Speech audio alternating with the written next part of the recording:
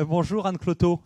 Bonjour Marc Lyonnais. Bon, hier, alors c'était incroyable quand même, hein, il y a eu, voilà, donc combien de pays sur le focus Smart RH? 7 pays. 7 pays avaient parmi nous 5 continents. Un collectif qui n'existait pas il y a en gros 3 mois, quoi. Exactement. Voilà. Donc ça, c'est formidable. Hein, bravo. Ouais, hein. ouais. Bah, merci surtout aux personnes qui se sont mobilisées pour faire en sorte qu'il y ait des startups qui participent au concours de pitch de startup, qu'on ait des experts RH, des professionnels du monde des RH qui viennent partager leurs expériences au bénéfice de tous. Ah ben, au bénéfice de tous. Alors justement, je rappelle que tous ces temps forts seront en replay. Hein. Exactement. On pourra les retrouver sur le portail du village francophone. Celui peut-être demain des pages dédiées au collectif RH. Ça, je vous annonce que dans quelques jours, eh bien, chacun des collectifs RH aura son fil d'actu avec l'ensemble des travaux collaboratifs. Et bien évidemment, on va, pour conclure cet après-midi, on est presque dans les temps, eh bien, parler des tendances RH, le flexwork, les nouveaux modèles d'organisation d'entreprise. Ça chahute pas mal, ça tangue. Qu'est-ce qu'on fait, cher capitaine ? Il y a plein de tendances, mais avant même de parler des tendances, ce qui était important pour nous, c'est de partager la bonne nouvelle. C'est que la fonction RH elle-même, elle est devenue tendance. On a assisté à une accélération de la transformation de la fonction sur les dernières années, et elle s'est encore amplifiée en 2020. On l'a vu pour la logistique tout à l'heure, on se dit que ça a été une belle année pour la logistique, mais pour les ressources humaines, ça a été aussi une année intense. L'ensemble du collectif s'est mobilisé au niveau logistique, organisation du travail, accompagnement des managers, des équipes, écoute, tout ce qui avait trait aussi au matériel de protection. Et donc, cette crise, elle a définitivement fait basculer notre monde dans une ère aussi des RH digitales avec les nouveaux outils, les Zoom, les Teams, les nouveaux outils collaboratifs à distance. Et finalement, ça nous amène aussi malheureusement dans un contexte économique actuel où nos enjeux RH, ils sont bien évidemment de protéger et de soutenir les entreprises, mais aussi de permettre qu'elles renforcent leurs pratiques managériales. Et c'est là que la tech, les startups et finalement la convergence que permet le collectif Smart RH au sein du village francophone est intéressante. La convergence entre les décideurs RH, les médias, les investisseurs et également les startups.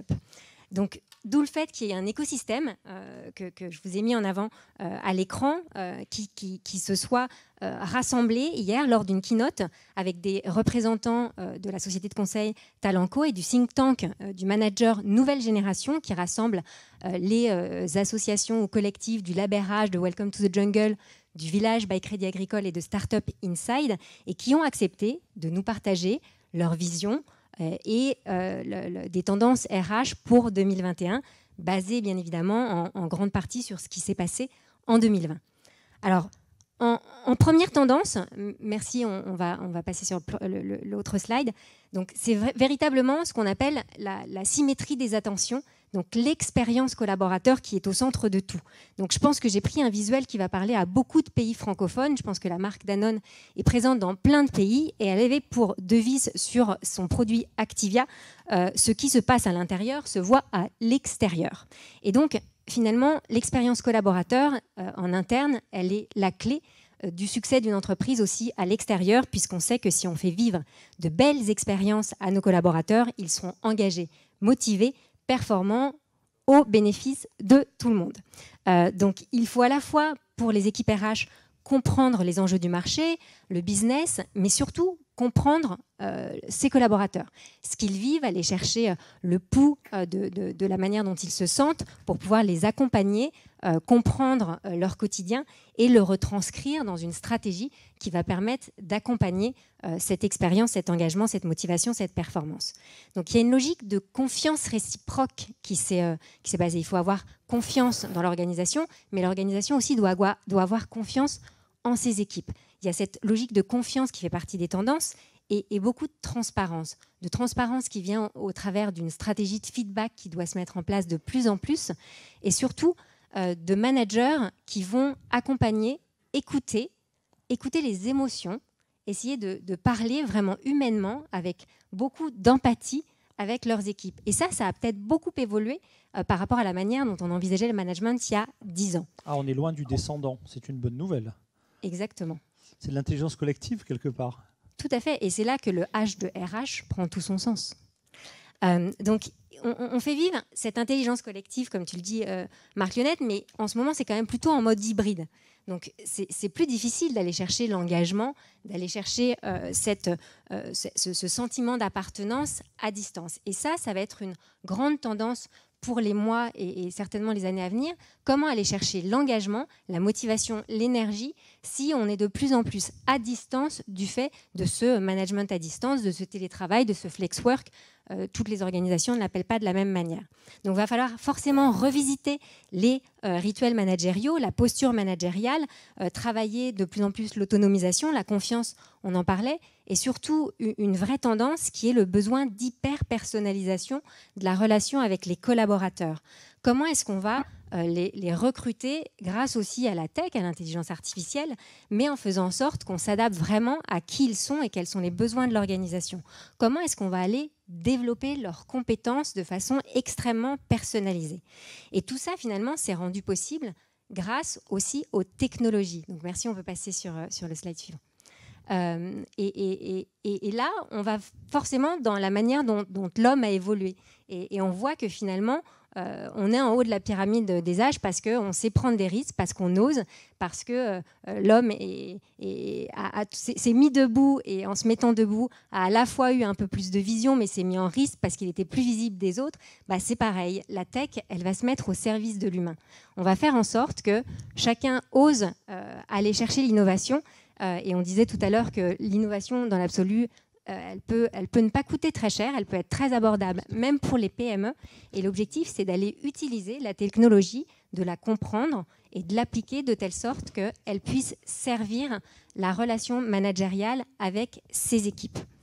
Et donc, il y a beaucoup de technologies qu'on peut utiliser en ressources humaines. Ça va de l'acquisition des talents à la gestion des compétences, de la compréhension des soft skills à la gestion du collaboratif, des dispositifs de cooptation, de la formation par immersion en réalité virtuelle, des outils de collaboration à l'usage numérique, de l'analyse comportementale et sémantique. Bientôt, on va effectivement, avec un petit rictus dans un entretien, pouvoir décoder certaines émotions, sentiments et regarder la congruence par rapport à ce qui est dit et ce qui est recherché par l'entreprise. La détection et la prédiction d'attractivité et de fidélisation. Bien évidemment, des outils de data qui vont travailler au service du plein emploi, l'intégration, l'acculturation, les bilans de compétences, les partages de connaissances. Et comme le disait tout à l'heure Thibaut, pour le commerce, il va falloir savoir aussi lire le passé. Et effectivement, il y avait déjà de la gamification, on le voyait même pendant la Seconde Guerre mondiale, quand il y a le code Enigma, on est allé chercher les meilleurs ingénieurs avec des articles qui devaient aller chercher des codes dans les journaux pour faire en sorte qu'ils soient décodés et que ceux qui y parviennent soient recrutés au sein des équipes d'ingénieurs au bénéfice de la France dans la guerre. On était déjà dans la gamification. Donc lire le passé pour servir l'avenir et donc finalement partager la connaissance de tous. Donc on a vu fleurir de nombreuses techniques, pratiques RH qui vont faire en sorte que la fonction va encore évoluer, sera de plus en plus stratégique aux côtés des autres fonctions au sein de l'organisation, sera systématiquement à la table des comités exécutifs. Mais pour ça, il faut, et c'est la dernière tendance que je vais partager, merci à la technique de la passer, c'est qu'il faut beaucoup de transparence, il faut beaucoup d'éthique.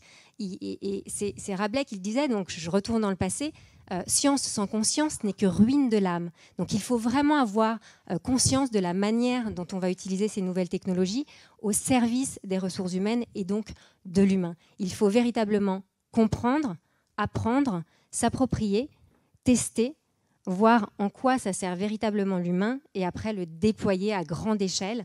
Et là, je parle vraiment non seulement des grands groupes, mais également de nos PME, de nos ETI. Et donc, protégeons-les et accompagnons-les dans leur transformation RH. Ne change surtout pas Anne Cloto, Fantastique Anne, qui travaille aussi avec Fantastique Dorothée, qui a fait un super boulot aussi avec toute ton équipe.